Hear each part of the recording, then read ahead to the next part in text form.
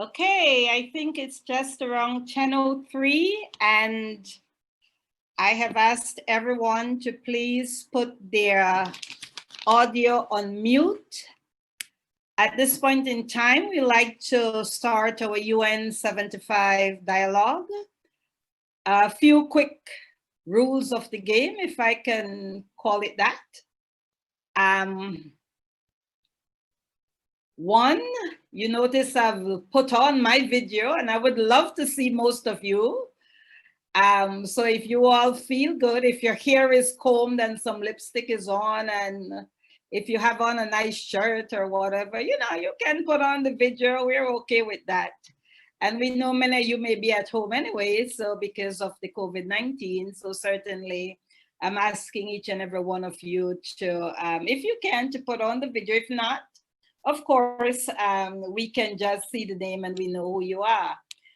First of all, thanks and welcome to UN75 Dialogue. As you're aware, the United Nations is celebrating 75 years in 2020. And we are having some consultations in Belize to get the feeling, the ideas, the perception of Belizean and their contribution to this dialogue as to the change we want to see, the future we want to see. As you know, we're confronted with many issues, many challenges, either individually or as a family, as a community, or a country, and of course, as a global community. We see it all around us. Some we know are historically rooted. They're systemic.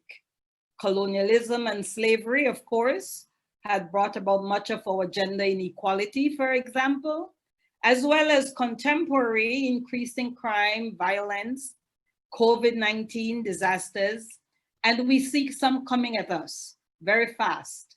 Urbanization, climate change.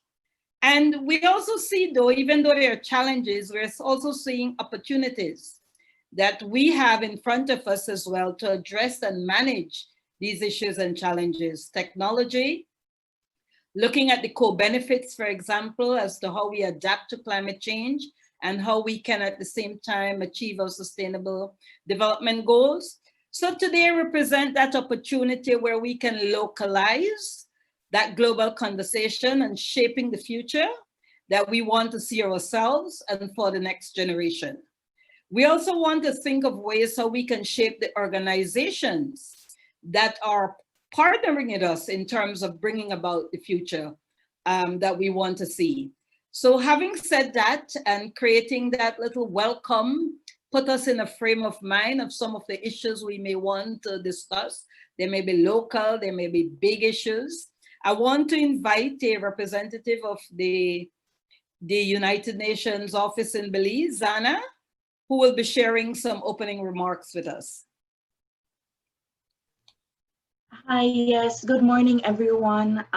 Just making sure you can hear me. Yes, we can, Zana. Okay, great. Well, welcome to this first open dialogue that we're having to the UN75.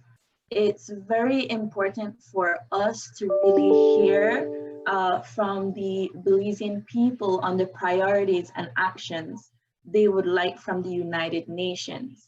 I would say that we've been very technical, very to the point in our past, and the entire United Nations system, they recognize this and they would like to be more open, more present, more so in the communication of what we're doing. I am the communications officer, if you will, the Associate Development Coordination Officer for Advocacy and Communication. So it really is in my mandate to make sure that our messages are being spread across, that they're being received well, and that we really are doing the work that persons on the ground prioritize. So thank you once again for being a part of this dialogue. Hopefully it isn't our last and that we continue down this road of cooperation and communication. Over to you, Caroline. Thank you, Zana. So there you heard it from Zana. She has set the stage for us and basically saying to us that UN wants to hear from us, particularly persons who are engaged in development and who are on the ground actually at where the impact of a lot of the issues and the challenges are being felt. So we want to start off this morning in a quick interactive way, just by taking a first polling question. And you may have answered it in the forms that you filled out, but this is kind of like testing the polling to see if it's going to work throughout the session. So it's like a test point. And so one of the first polling questions that Zana is going to put up for us is, did you know about the UN75 dialogue before this invitation? So I sent out some invitations inviting people to participate. And so we're asking, did you know about it before you got that conversation? Zana?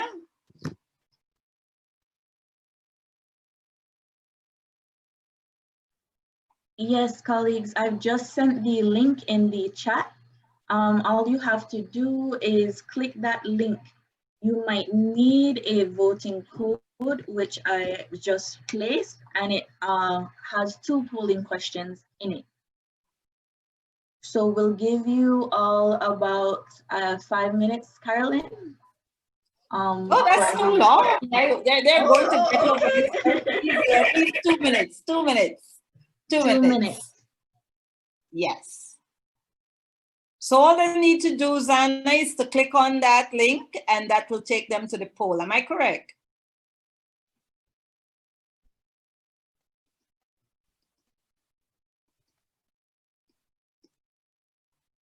Yes, you are.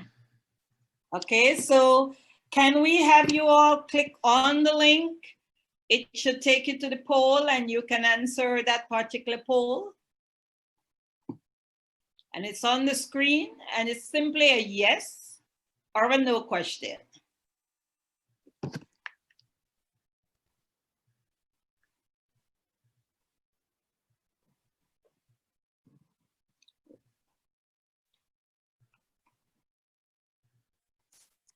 Zana, I see a question in the chat from Deborah. She said that the link was not working for her. Okay. I'm not a techie, Debbie, so you know I have to put that question to the techie people. Sorry, Caroline, I meant to say not. It's not live. When I click, I have to cut and paste to put it in my browser. Oh, okay. That's okay. I understand now.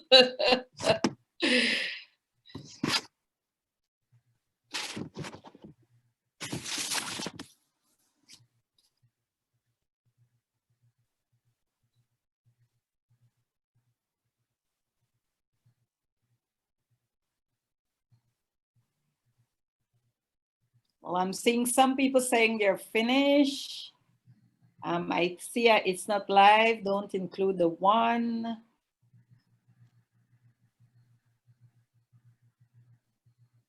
And by the way, for everyone, this is our first dialogue. So this is like a kind of pilot, right? So we have 3 more to go and we're working this one through to see how it's going to go virtually. Particularly if we have to make any adjustments in terms of doing the other ones. Okay, so we are seeing some answers. Yes, we are seeing 6% yes so far, 94% no so far.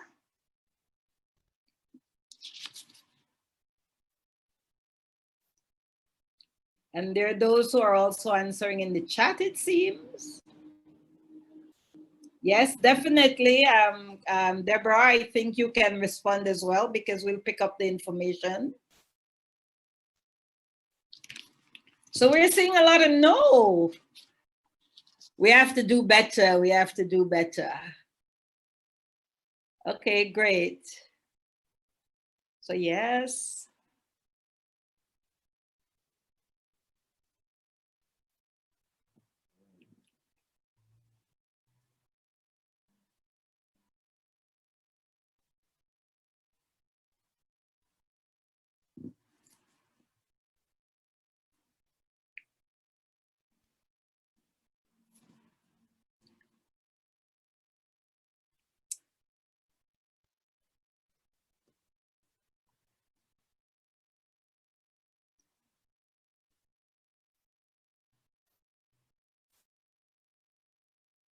Okay, so I think that gives us a good idea, Zana, as to where we are, and I think we can continue.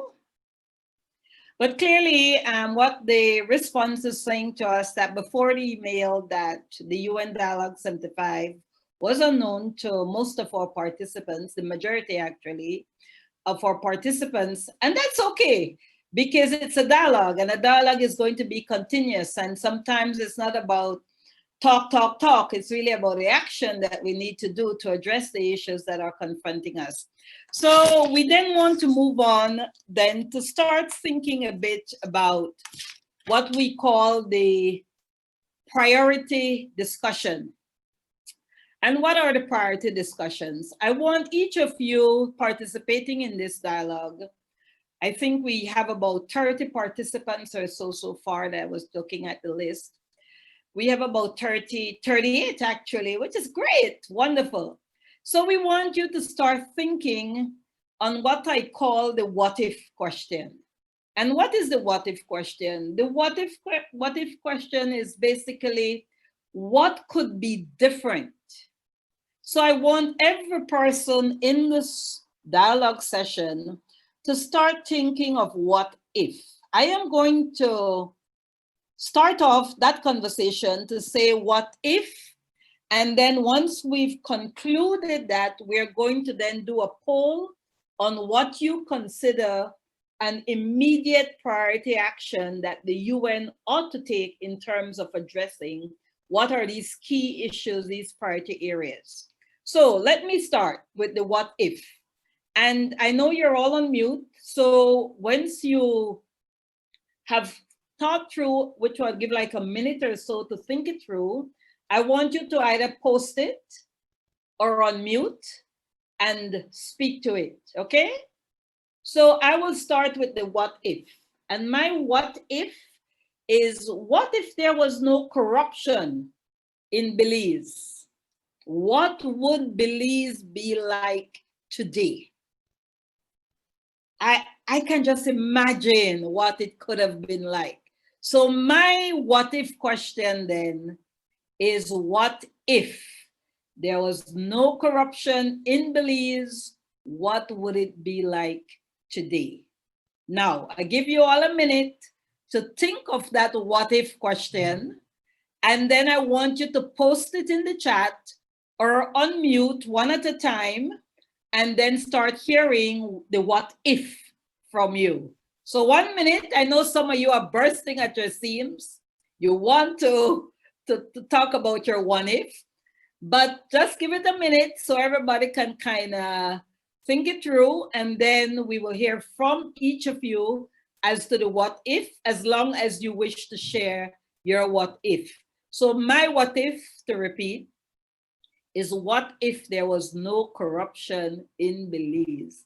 What would Belize be like? 1 minute, and then we start hearing from you.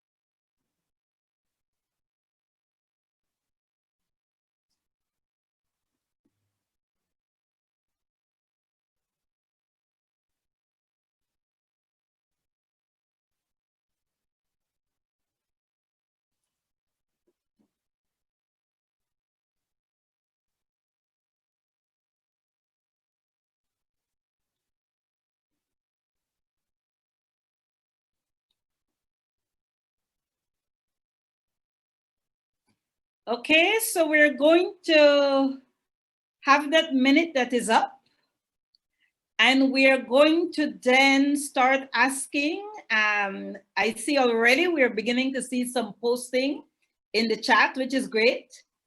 And so I'm going to start then, we're going to read through some of the chats. And for those of you who want to speak, can you unmute so that I can see who is unmuted? And then we can start one at a time to start speaking about your what if. And then we will look at the chat and see some of the what ifs, okay? So can we start unmuting? All right, who is unmuted? I see William Dawson, you're unmuted. Yes, good morning, everyone. Good morning. Can you give us your what if? Oh, certainly.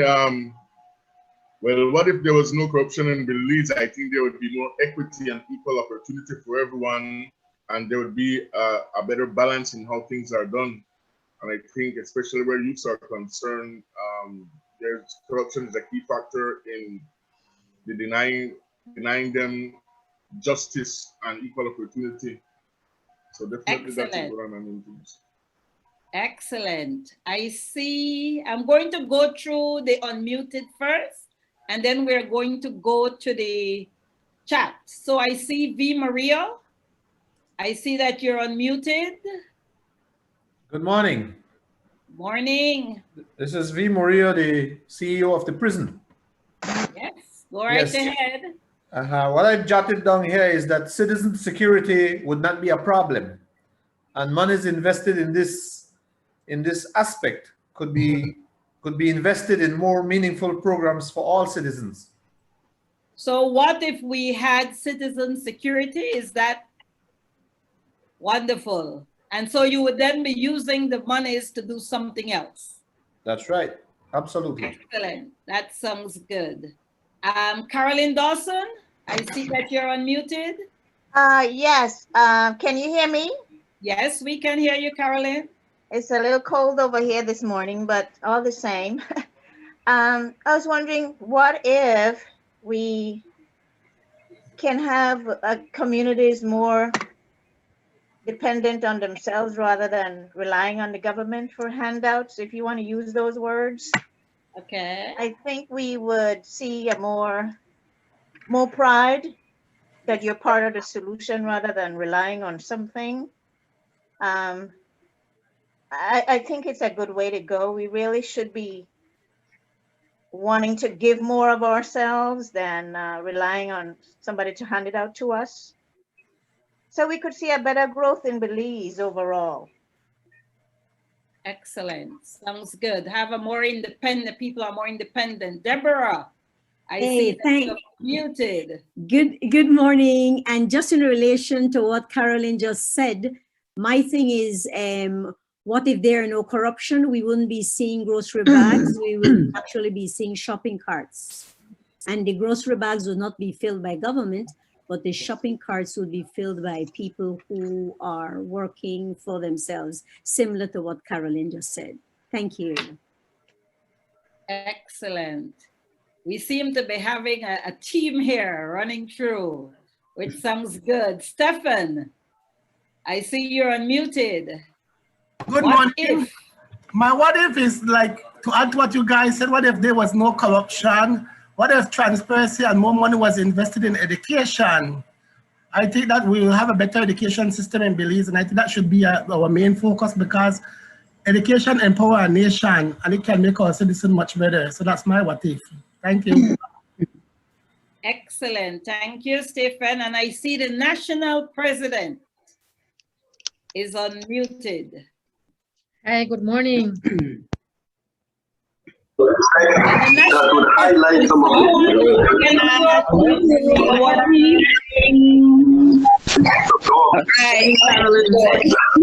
there is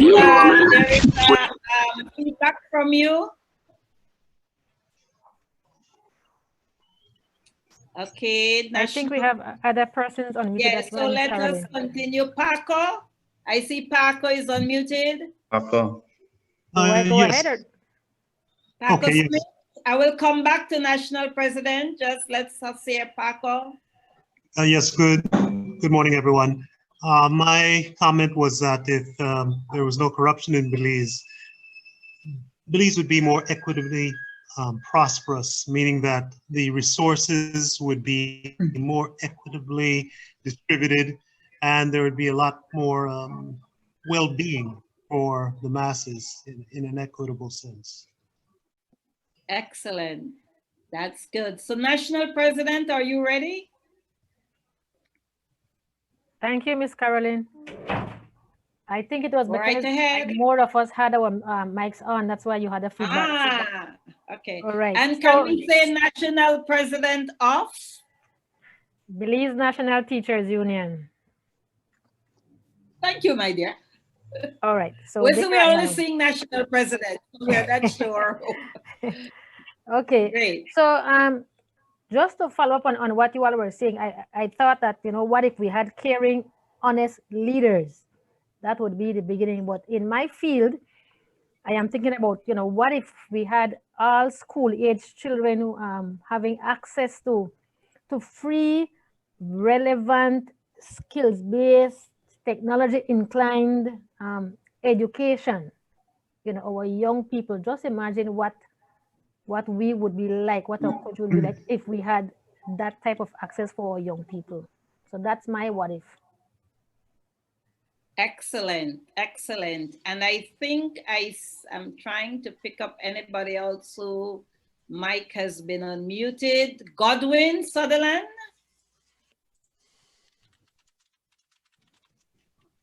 Godwin, you got a minute? Okay, I'm not hearing from Godwin. Keisha Rodriguez? I am just going by mics that I see pulling up as unmuted. Okay, so let's go to some of what has been said in the chat. So what if Belize would be more equitable, prosperous than it is at present? What if there was no corruption in Belize? What would Belize be like? What if we had accountability and transparency in governance of my country? What if the vaccine they're bringing out for COVID-19 doesn't work? That's an interesting one.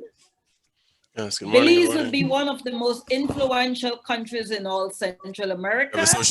What would Belize be like today if we had strategic, data-driven strategies for the empowerment of young people? Can you mute? Who is on right now? Can you mute? What if we implemented human rights values into all of our laws and policies and work? Hello, someone who is on mute, can you mute? We're getting a feedback from you. Thanks. Okay, so what if we implemented human rights values into all of our laws and policies and we worked for the prosperity for all in Belize to be the best and most progressive country in the world where everyone has a chance to reach their full potential?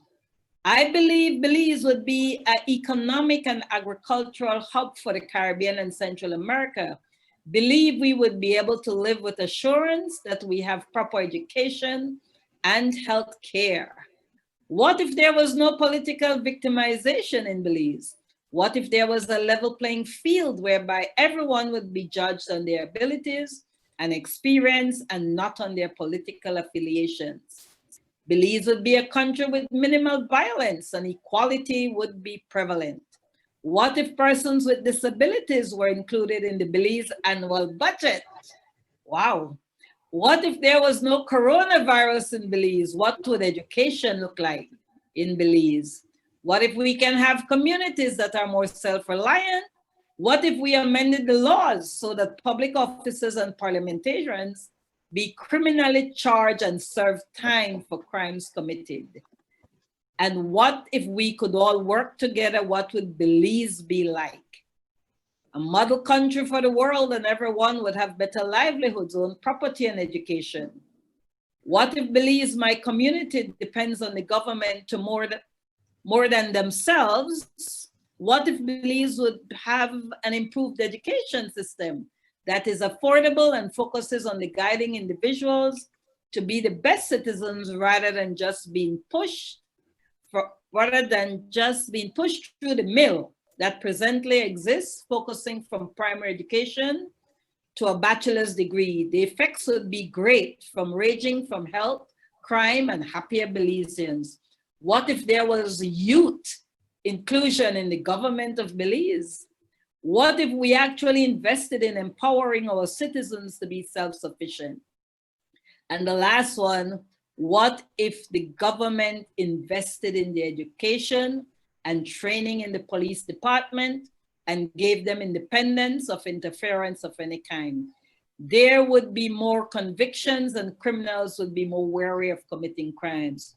And Manon sneaked one in. He said, what if we truly make equal access to justice a reality as opposed to a privilege enjoyed by those who can afford it? So what we've seen then in all of this conversation is clearly varying views. There are some threads that we've begun to pick up, but there are varying views, diverse views coming from all of us who are saying, what if? And if this can happen, then it can then bring about the Belize that we all want to see for the next generation. So I'm going to now ask you, having put all of that into perspective, if you were to highlight what would you, the key priority issue for Belize, the key priority issue for the world, I asked the question, what would that be? Considering all that you have put in the chat and all that you have said, we're now going to run a poll, which is then going to ask you, and it's going to be open, and the poll is going to ask you, what would be your advice for immediate priority action? So if you as an individual was advising your government, or you are advising the United Nations as to what would be your immediate priority action. And we've discussed a lot. We've discussed many that are systemic, as we said. We've discussed those that are confronting us now. And we're looking at things that are also coming at us. So if you can speak to what is happening today, now, what is the big issue that is confronting us today? And then what would be your priority action that you would want the government or the United Nations to deal with now? In other words, the next minute, the next hour, the next day. So we're going to, I want you to think about it. You can place some, yes. Zaina here, just quickly, there has been multiple raised hands while you were speaking. Okay, great. So maybe you'd want to give them the opportunity right now to. Excellent. Absolutely. I'm not seeing the raised hands, so it's great that you pointed that out to me. Now, who all our hands are raised, Zana? I see Maximilian, is it Maximilian and also Roberto Lopez? They both raised their hands. Okay, excellent. So Roberto and Maximilian, can you, starting with Roberto, you wanted to add to the what if? Roberto? Can you unmute? Just look at your mute. Look at the unmute. Maximilian? Yes, good morning. Can you hear me? Yes, we can hear you. You wanted to add? Let's go. Yeah. It's quite refreshing to have some sun after some long rainy days here in Punta Gorda. But what I wanted to add to the what if is, what if we had free leadership training programs for Belizeans? We would see catalyzed growth. I think it is something that is lacking in Belize, molding young people to become effective leaders. Thank you. Excellent. Thanks, Maximilian. Appreciate that. And I think we had Roberto. Roberto, are you with us? Maybe your mute is on if you're hearing. I give you a quick second. Okay. You can still come back, just put in the chat when you're ready, and then we can still accommodate, because as we keep saying, this is a dialogue. It's a conversation, it's a discussion, and we want to ensure everyone's contribution is taken into account, so that at the end of the day, when we summarize what are these issues, what is it that are important to us as Belizeans, then certainly everyone's thoughts and everyone's ideas is added to the big picture. Now, so yes, so we were talking about priority action, immediate action. And I want to share this from now to say that there will be another poll which will speak to future action. So we're going to do it in two to put it in context. The first, based on what you see confronting Belize and the world now, what would be that immediate priority action? So if you could talk to the Prime Minister of Belize, if you could talk to the Secretary General of the United Nations, and they tell you, and they say, tell me what it is that I need to do now. Based on all that you have said, I want you to start writing. Okay, so there's a link to the poll, and it's a word, so you can write a few words, and it will start picking up what are some of the key threads, and start blowing it up so that we can start seeing where collectively how you're thinking. So the link is in the chat. Again, if you can connect to it. If not, like I said, you can still put it in the chat and we will read it afterwards. Okay? So the question then is, what's your immediate priority action to deal with whatever issue that you see affecting us now? You have 2 minutes, and so we will leave you at that.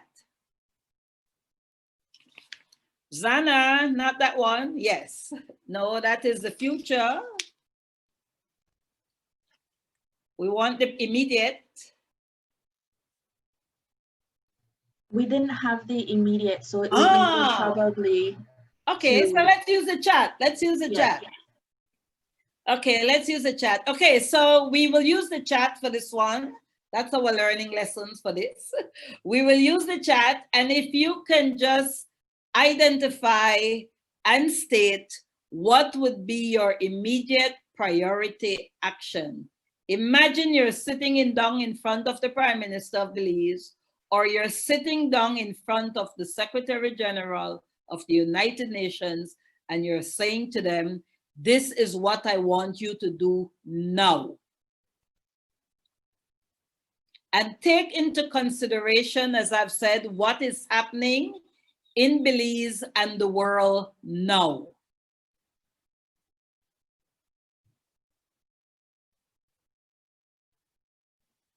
Good.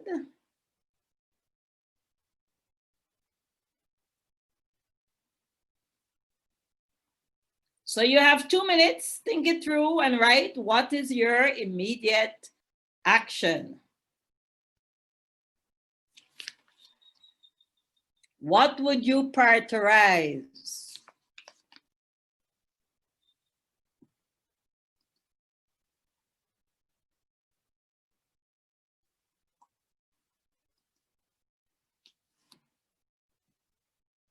Remember, you want to do something that is now, and it has to be linked back to what it is that is confronting Belize now, confronting the world now. Previously, we listed many issues, the what if, but we can't deal with everything immediately, remember. So we want to start with what is important now. What would you prioritize now? And we spoke of leaders and training and molding leaders and so on. But if you were a leader, what it is that you would prioritize now? Not in the future, we will deal with that. Now.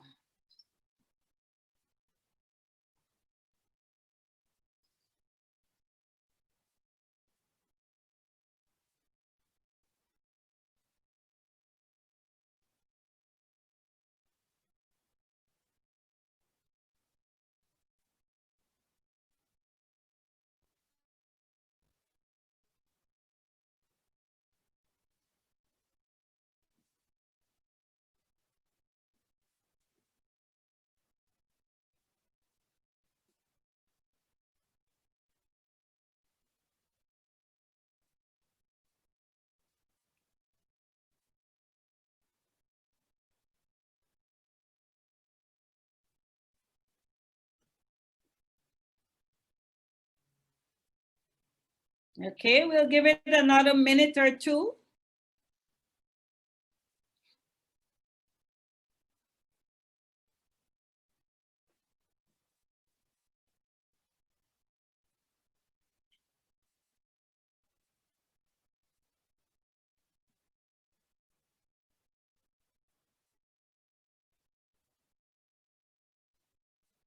Remember, imagine yourself sitting in front of the Prime Minister of this country today, or sitting in front of the Secretary General of the United Nations and having scanned the environment around you.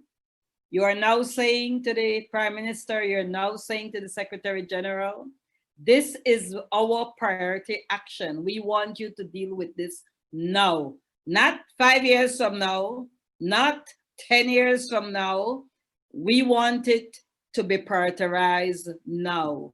We may have several issues, but for today, for right now, this is what we want you to do. So we've seen quite a lot that have been posted.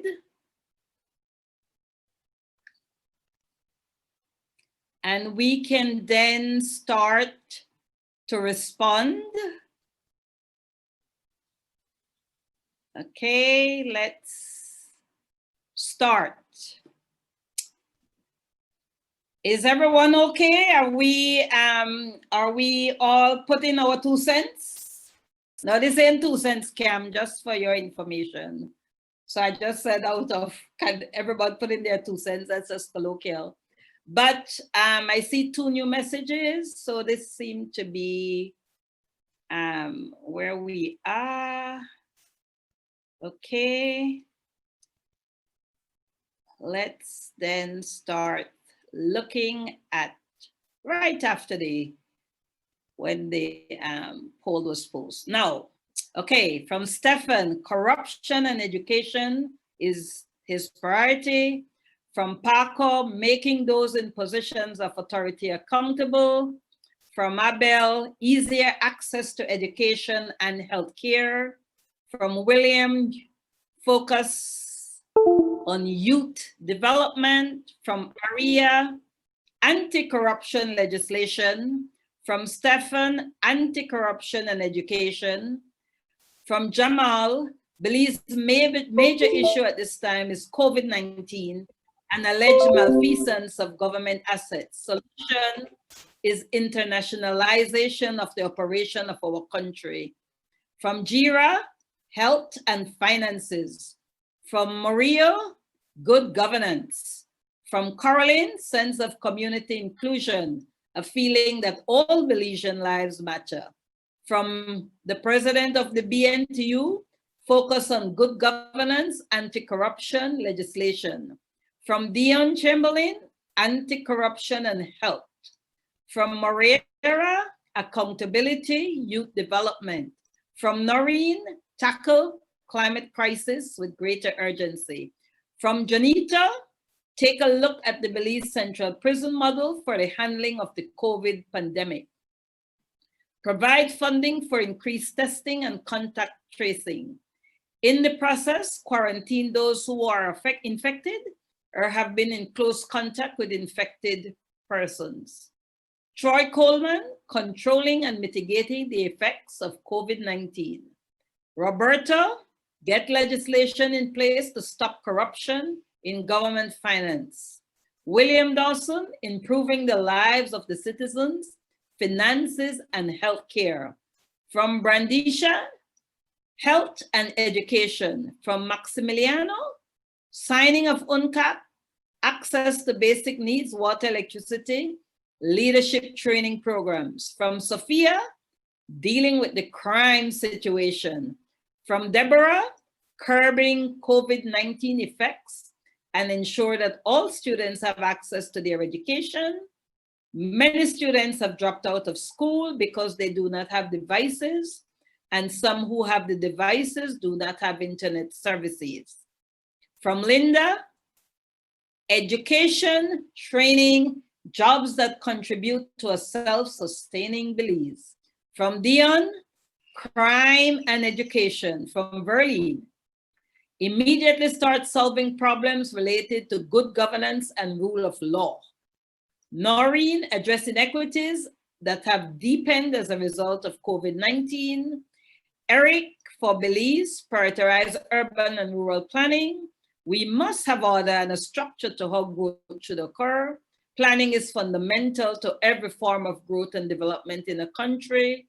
From Lauren, the immediate priority to focus on the education of the at-risk youths. The youths need to be removed from their current environment and placed in a boarding school where the curriculum is based on vocation, agriculture, sports, motivational and wellness program. From Sandra Miranda, controlling the spread of COVID and the focus on youth. From Noreen, educate all people. From Lauren, the idea is to find open space of 30 acres where the kids can be given a complete and well-rounded education. From Eric, for UN, climate change with emphasis on food and water security. The natural environment is being ignored and we're paying the price. From Ivorine, reduction of COVID-19, health and climate change. From Christine, citizen security, education, employment opportunities. From BAPTA, priority on BAPTA, and BAPTA is the Belize Assembly for Persons with Diverse Abilities. From Moreira, addressing income inequality, readjusting the minimum wage. From BAPTA, COVID assistance, have Belize sign on to the optimal protocol of the UNCRPD, that's United Nations Convention, I think, for persons with disability. Budget allocations for persons with disability at every level through the domestication and implementation of the convention. And from Dion, recovery of the services sector. And Judy puts in one, better collaboration between leadership and current relevant ministries to develop and start effective execution of educational processes to get the country moving, taking into consideration COVID-19, poverty, violence, education, and equality. This is really a well-rounded group. So many priority issues that you're saying that we must deal with from different sectors at different levels, whether it was at the global level or the local level and varying the sector. But there are certain things that clearly are threads that are running through, and you're seeing a lot of governance issues. You're seeing a lot of issues that has to deal with healthcare, COVID-19. We're also seeing a lot of issues that have to deal with youth and young people and education and training. And this is all good because at the end of the day, as Zana has said, the UN wants to listen to us. The UN wants to hear what are some priority issues and actions that we must take. But as importantly, it is not only about today, but it is also about the future. Because what we spoke of earlier is what happens now. What are the issues that we want to confront now? What is the action that we want to take now? But that is now, this is 2020. In another 25 years or so, the United Nations will be celebrating 100 years. That would be in 2045. Now, we spoke about what we want to see now. What it is then that you want to see in the future? And we will have some opening here. We will have a vote. And we are then going to ask after that vote that people then make a contribution in terms of explaining what we're seeing coming from you, because what I just said was just my eyes, and my eyes are human. So I picked up some of the threads for the immediate actions as far as I saw them, and perhaps as far as you all are see them as well. But we also want to now look at what's going to happen down the road. What is it that you think the UN needs to do in the next 5 years, in the next 10 years, in the next 25 years? What it is that you want to see them do. So we're going to now put that now on a poll, and then we're going to have an open conversation as to what it is that we want to see. So we have the poll up. Good. So can you go into the chat, and you can create the link, and then you can put in your thoughts either in the link or in the chat. Remember, we're dealing with future, not present. Okay? We have 3 minutes. So let's take a go at it.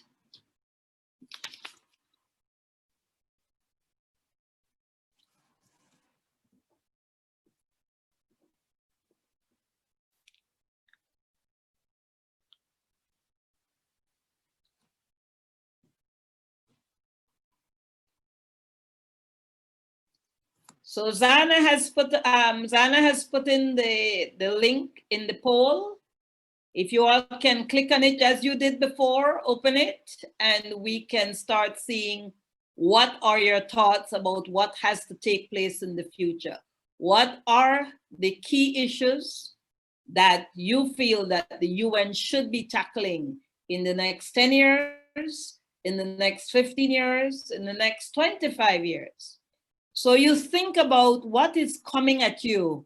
What are you seeing are the issues that are now coming at you? We've discussed what it is that is happening now. So we spoke about corruption, we spoke about governance, we spoke about the youth, we spoke about COVID-19, we spoke about crime and violence, the need for training. So we spoke about all of that that's happening now. Let's start talking about the future. What's happening?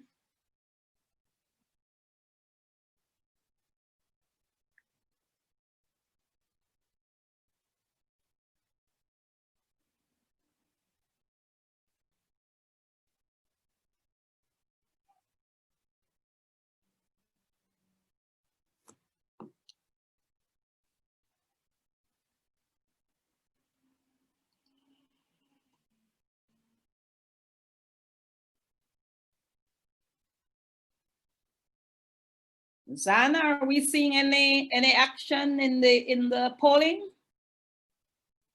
Yes, Miss Caroline, if you look closely, we have 17 persons voting now. And the larger numbers, which words I see, good governance, education, health, that means that it was placed in multiple times. So excellent. Those are the agreed priority actions that this group is placing now. Wonderful, wonderful. So we have 46 participants, and many of you are voting at this point in time. We are taking the poll as to what ought to be the future priority action. And then we'll have a discussion on this as to the why.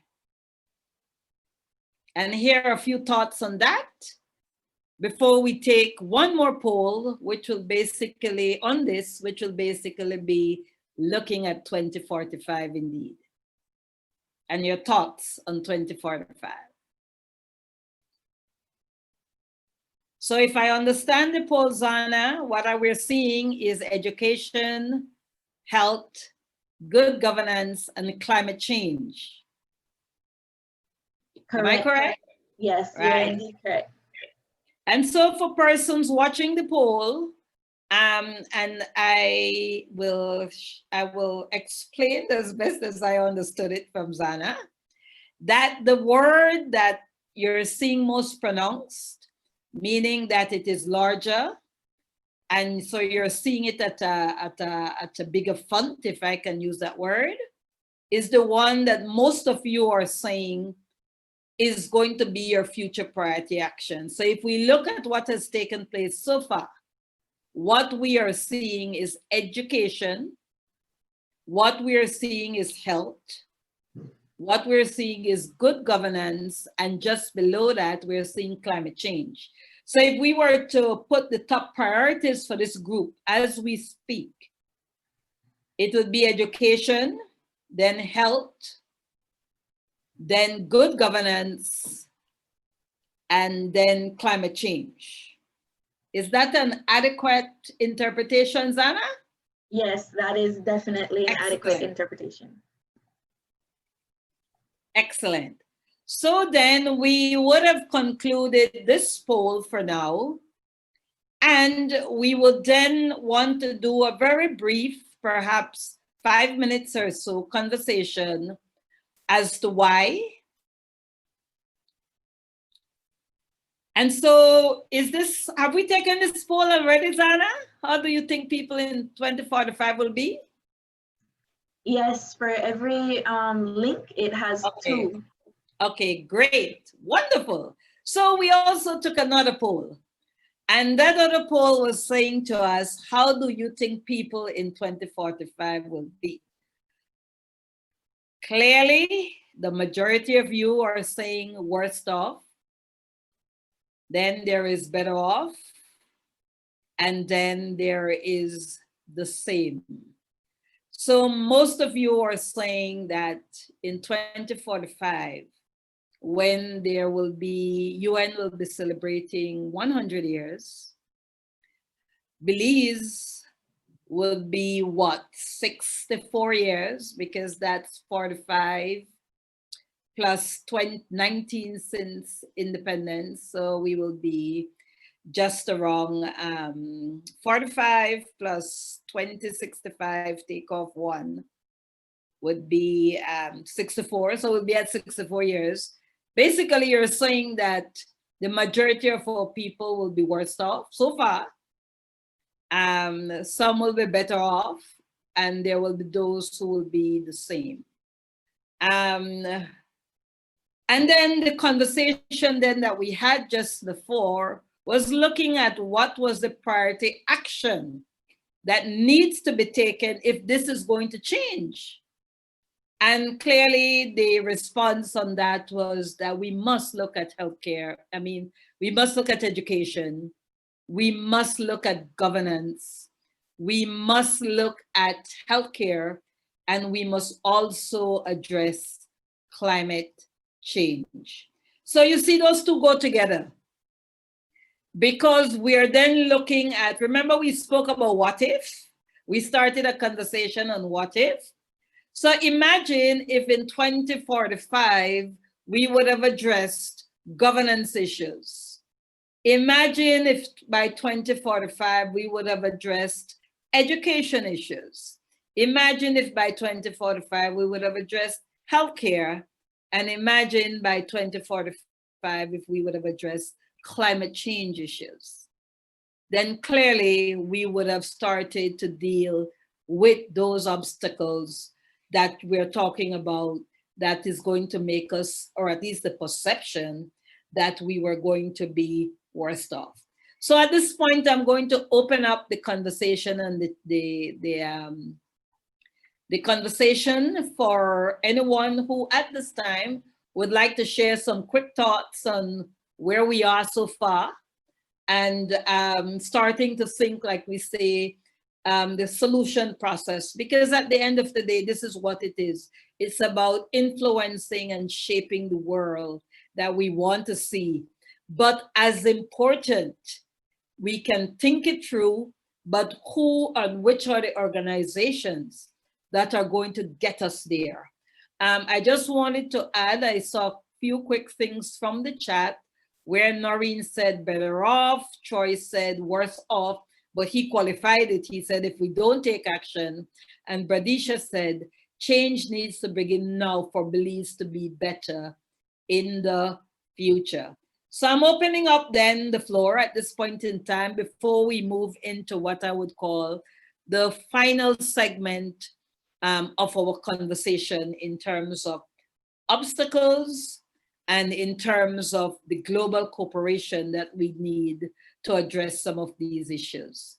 So I'm opening up the conversation. If anyone wants to add anything at this time, which based on what we have been discussing so far. And I'm looking right now at those whose mic, if you can unmute your mic, I will pick them up as I see the mics being unmuted. Okay, if I see no mics unmuted, then I won't call on anyone, okay? So mics unmuted, mics unmuted. I see no one wants to speak. You have Mr. Paco Smith, William Dawson. Okay, I'm not seeing, oh, they're putting up their hands, Anna?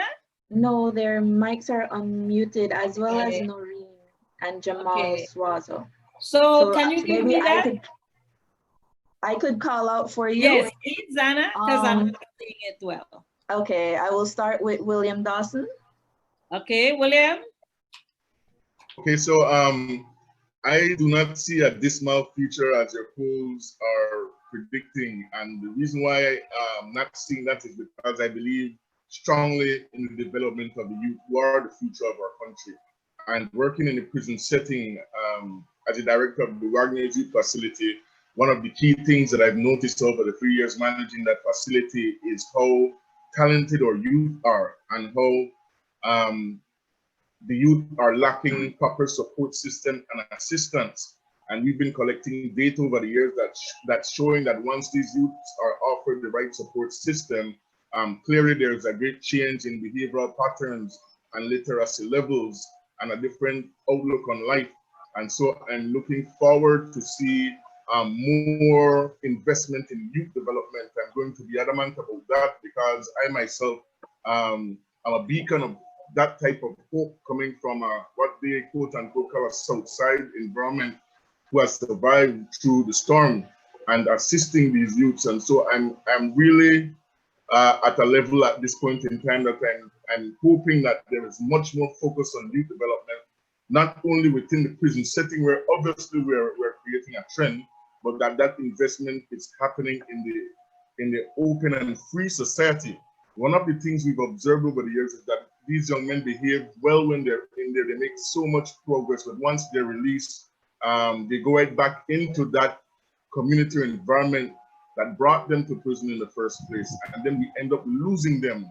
It hurts me personally because we work with them so hard. And once they're released, there is a lack of proper support system and a tracking system in place that is collecting data and looking at their growth over the years with that support system, and so to give some proper feedback. So I'm hoping, like I said, that in 2045, a lot of what we're seeing now will not exist because we're focusing on our youth. Excellent. And so if I was to capture that, what you would say is the basic obstacle would be the support system. And if we can create that support system, you can see a better future. Certainly. Zana, who's next? We will go with Paco Smith. Okay, Paco? Yes, good morning, everyone. My contribution is that we need to see proactive, directed, and consistent action by civil society organizations. Okay, so you're saying civil society needs to become more involved. Absolutely. Excellent. Zana, who's next? Noreen. Noreen? Noreen? Noreen, you gone on us? Okay, who's next, Zana? Noreen will come back to you. Zana, who's next? Jamal Swaza. Okay, Jamal.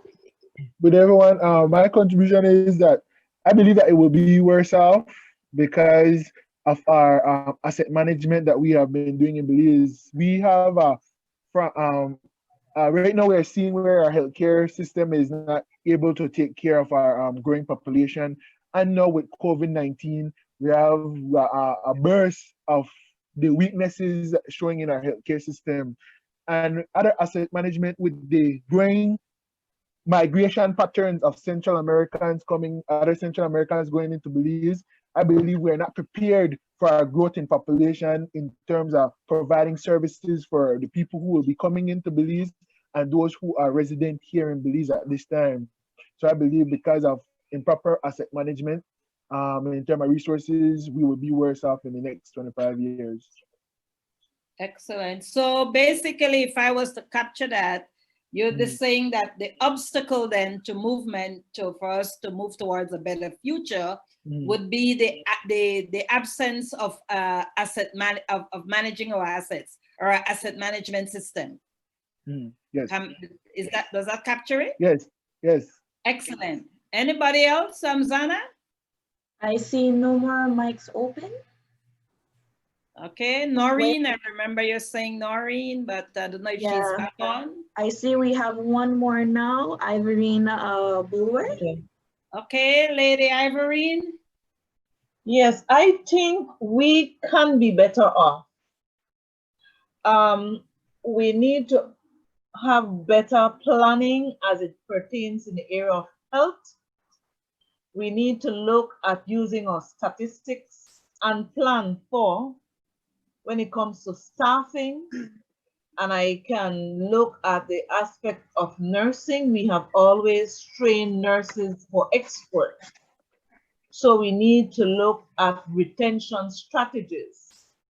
I also feel strongly that we need to create policies and legislation as it relates to healthcare practices and the operations within institutions. I feel strongly that we have to do monitoring and evaluation. We have to look at standards as it relates to the operations of healthcare institutions, as it pertains to the operation of clinics, as it pertains to the operation of residential homes that provide services of care to the elderly. I think those are extremely critical. I also feel as it pertains, and I have it, it's very close to my heart as it relates to better housing for our Belizean people. I know oftentimes Belizean people have encouraged this what I must say, this little hands out, that they are being abused for political cycles instead of providing them with proper housing. They look at these structures that are not lasting, and it's certain things that we need to agitate for. If you're building houses, we need to build houses for our people that will last them 25 years up, not for a 1 year or 5 year cycle. Excellent. Thanks a lot, Lady Ivorine. And as a quick, what I would call a quick interjection in terms of data and statistics that you mentioned earlier, one of the interesting statistics that I recently saw was that by 2050, we're going to have more aged population than we have of a younger population. We currently say that most of our population, or more than half, are considered young people. This is 2020. It is said that by 2050, the world will have a more aging population. So that's a great point that you raised there. So having captured all of that. We have one more, Miss Caroline. Okay, who is that? Carolyn Dawson. Oh, okay, Carolyn, go ahead. Hi, I was thinking that we will be better off because we're going to put energy towards being better off. We have to be part of the solution. Everybody has to come to the table with, partaking in making it better, and we have to hold those in office accountable. So we have to actively participate in that progression. So I believe that it will be better with the new, times have changed, the youth movement, people are thinking differently. I mean, COVID-19, we have to do different things. Things are done differently, communication. So I think it will be better. We all have to do things differently and do our part to make it better. We want to be better. You don't want to be the same in 10 years. What did I do? Nothing. No, that's not the way. We all have to participate to make it better. And that's the only way it's going to be better. Great. So thank you, Caroline. And I have two quick points here from our national president of the BNTU. Do we believe the political will exists to create the kind of change that is necessary to ensure Belize is better off in the future based on what we know now, not based on what ifs? And then there is Yvette that says, I would like to see less corruption, and it would help for people to be able to start businesses easily and become independent and not left out for hands out. Like Ms. Ivorine said, if we have a robust private sector and business contributing to the economy, then Belizeans do not have to depend on the government. And Greg says that he has to leave, but he enjoyed hearing the varying perspectives. And Robert as well. So we're going to start winding down now into our last set of polling questions. And this has to do with global cooperation, because as we started out, we're talking about the UN75 dialogue that the UN has reached 75 years. And as Zana has said, UN wants to hear from us as to what it is that they should be dealing with now, what it is that they should be dealing with in the future, but they also want to hear some thoughts as to UN itself and how it operates. So we're going to put a quick polling question on, which is about the global cooperation, because we've discussed all these issues and we've discussed all these challenges. So we wanted to know now whether if we have global cooperation through the UN, do you think that this is vital to dealing with the challenges of today? So our polling then, Zana, that you're going to put up, has to speak to global cooperation. And I think Carolyn made a point there. She says everybody should be on board. And so we spoke of that perhaps in a national context, but in reality, it is also in a global context, because if questions were being asked 15, 20 years ago about a global space, a lot of the conversations were local and national.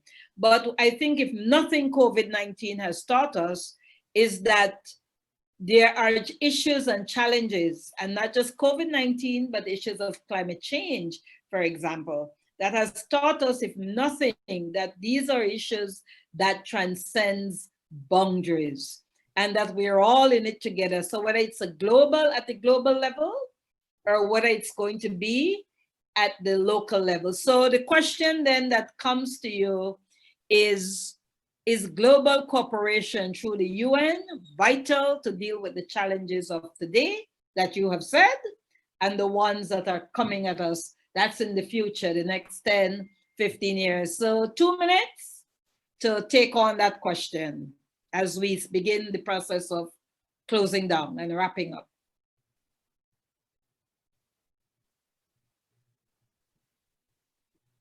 Hoping everyone is able to link on and you're making use of the poll.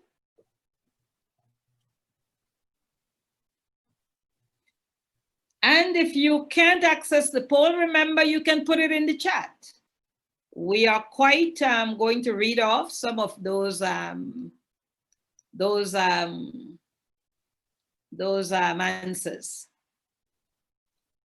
So the question is, global cooperation via the United Nations vital to deal with the challenges of today and the future.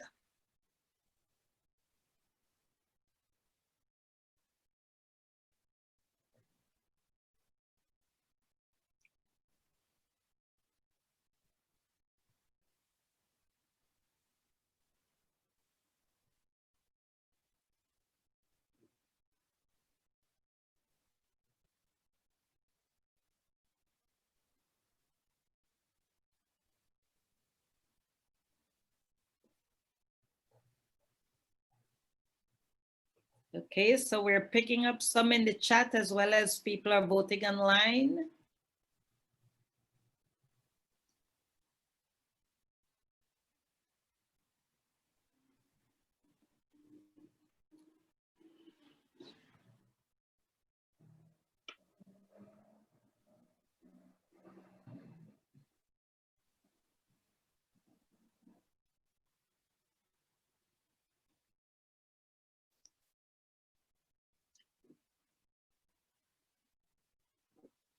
Well, quite a number of people have voted so far. We have 28 saying yes so far and 3 saying no. So clearly, we're saying that global cooperation is vital for us to deal with the challenges of today and the challenges and risk of the future. So just a quick 30 seconds or so more to vote for those of you who haven't.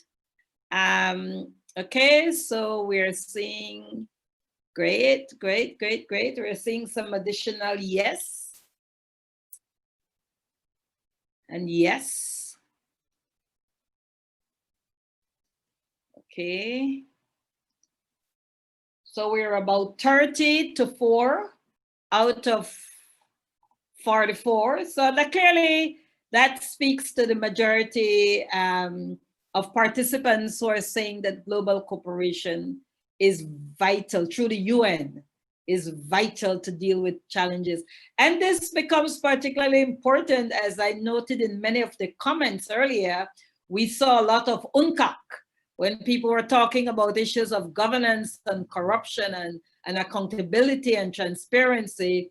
There was a lot of mention on UNCAC. So we now move to what I would say is the kind of wrapping up discussion part, which will take maybe about 5 minutes before we start thinking about closing. If you all can, and we're going to unmute the mic for this.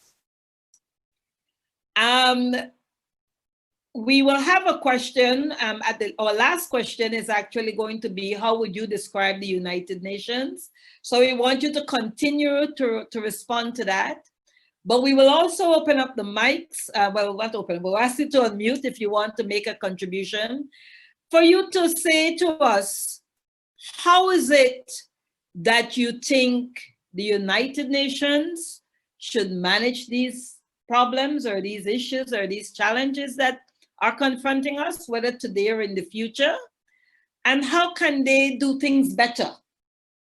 So if you can think that through, ask yourself what it is that the United Nations can do better in terms of the work that it does.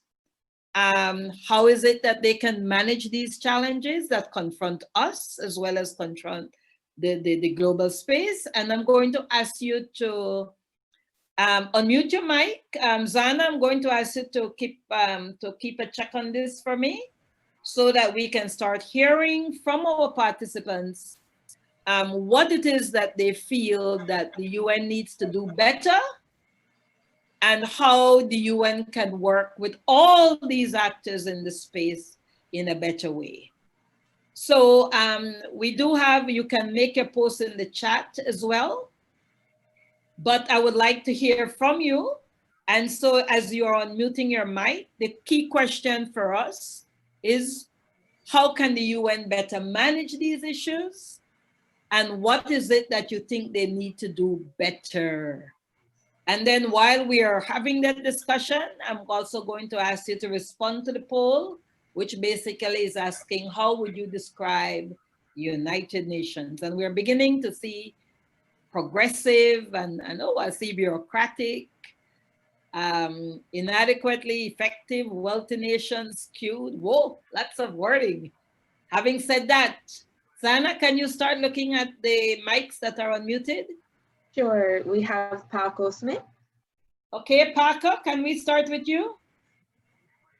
Oh, yes, my recommendation is that the United Nations, well, let me qualify this by first saying I'm quite certain that the United Nations values the input of civil society organizations, but I believe that it can do a better job in terms of prioritizing and creating increased networking opportunities through which civil society organizations and their input can be valued a bit more. Okay. Role of civil society. Wonderful. Anyone else, Zana? We have Deborah McMillan. Deborah, let's hear you. Thanks. I want to echo what Paco said. I think if the UN is seen as more a grassroots organization and that it is not coming through bureaucracy. I have also noticed the discourse. It's like almost an anti-UN discourse, and I think I know what's the influence, but they are seen as outsiders imposing like non-Belizean values, depending on the issue at hand. And so I think the perception, they need to work on the perception and let people understand that I am working with you, I'm not working for you. So I think maybe a little bit more work could be done, as I said, because I do see the discourse, that anti-outsider perception, or that, you know, like almost like being recolonized, but it's a new name now. Let's call it the UN. Does that make sense? So that's what I think. If I were the, those would be some of the things that I would suggest the UN may want to work on. Thank you. Excellent. Thank you, Deborah. Anyone else, Zana? And we're seeing some other words coming up: credible, productive. There is this little bureaucratic. Jamal Swaza? I believe the UN is too bureaucratic, like what Ms. Paco and Deborah said.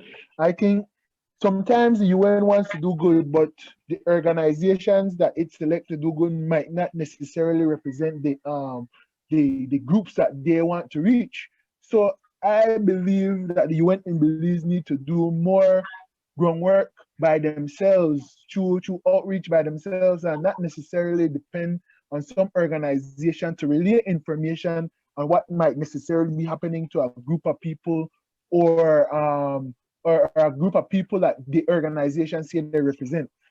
Because it's detached. Probably the UN is sending out school supplies, and the selection process might not necessarily be for the most at need or at risk.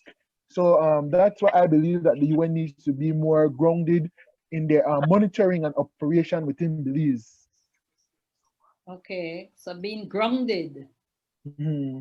Okay, wonderful. Zana, anyone else? Stephen White. Stephen? Okay, I think from a point of view, like everything else we need in Belize is more coaching and mentorship. I think that is lacking a lot. I think the UN need to do more coaching and mentorship in whatever they're doing. And I also had great evaluation process at the end that we can follow its steps. That's my input. Thank you. Excellent. And as we begin the process of wrapping up, I'm going to ask Sana if she can put the UN75 online survey in the chat. We have one more, Ms. Ivorine. Yes, there. Okay. I think for me personally, I'm looking at civil society. I think government, the role of civil society really need to be strengthened, because the UN work to support the government and our civil society. So the collaboration between civil society, we need to carefully look at what are our priorities. Okay. And then agitate for those priorities. We have got to be collective in our thinking, because UN agencies are set out to provide the support. So I look that there has to be a strengthening of the partnership. I think the civil society have to become more nationally focused, look at priorities. Okay. And then to look at how collectively we want to address these issues. Excellent. Is there anyone else up with your hands? I mean, Zana? None that I can see. No, Miss Carolyn. Okay, so let me just read a couple chat, and in the meantime, I want to ask that as we're getting ready to close off, it's just about 11:24, and we would want to close off at 11:30 or thereabouts. I'm going to ask you to start looking to click on to the UN online survey. It's a 1 minute, it doesn't take more, and ask you to please fill it out and click submit. And that puts your thoughts also in the global space. So you know how the telephone company say double up?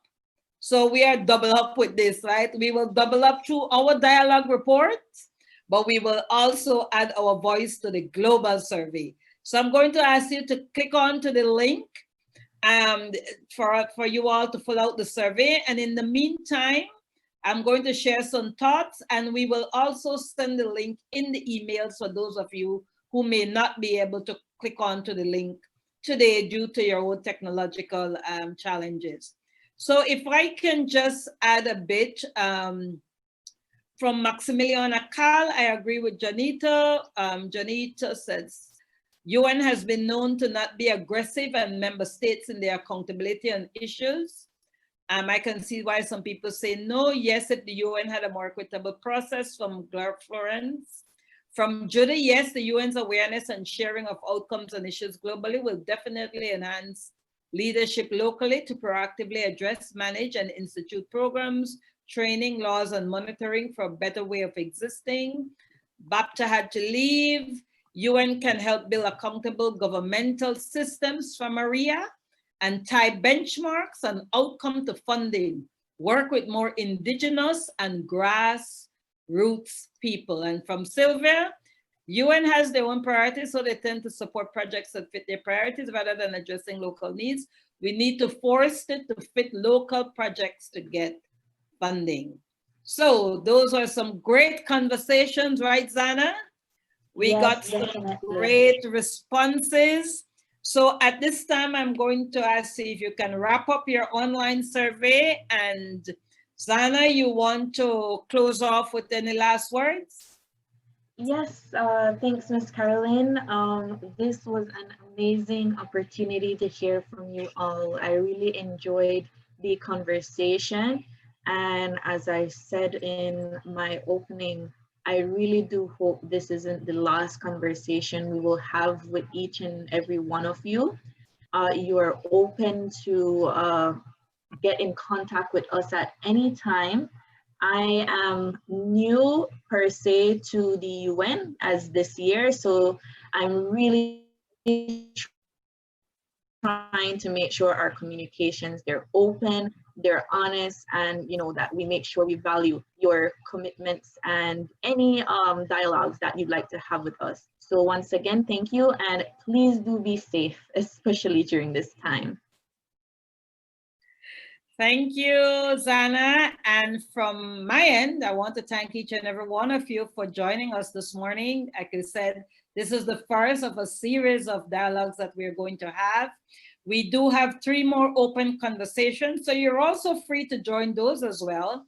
In addition, we've reached out to individual groupings of and organizations, and we're open to have dialogues around specific issues, whether it's about youth issues, whether it's about union issues, whether it's about issues of women and girls, whether it's about issues of marginalized young men and men at risk, whether it's about the LGBTQ community, whether it's about environmental issues, commerce, all of these things are important, and each bring its own unique lens to the conversations. As someone said, everyone must be on board if we're going to shape the future to one that we want to see and the one that we want to leave for the next generation.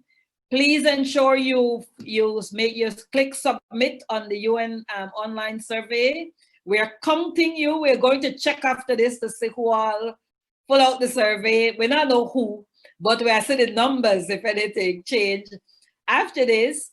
And if you need to get in touch with us, you have my email by email, and you do have that for Zana, and we will keep the conversation going. So thank you very, very much, and we really appreciate it, and we're going to close off. Oh, one last thing. Many of you filled out the application form. Some of you just came on the link. I'm going to ask you, for those of you who did not fill out the application form, to register, not the application, the registration form. If you can please go back, the link is all in the emails that we did. Please fill out the registration form, because we want to ensure that we have the information on everyone. And those of you who have filled it out, I'm asking you, and this is a pretty please, can you please go back? We did some adjustment to the form just to add things like age and gender and level of educational attainment and that kind of thing, to give some better idea where some of the ideas they come from. Okay, so thanks a lot. I appreciate it, and we'll keep in touch. Bye-bye.